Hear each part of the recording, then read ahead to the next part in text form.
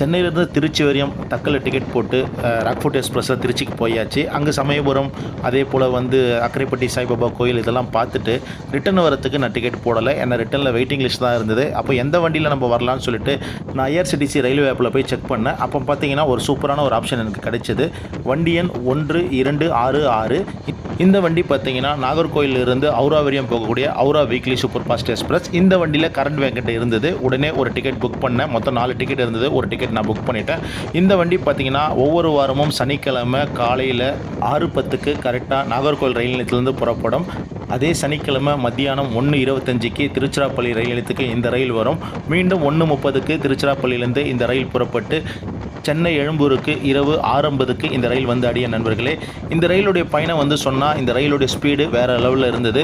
ஒரு தரமான வேகத்தில் சரியான நேரத்தில் எனக்கு சென்னை நான் சேர்ந்தேன்.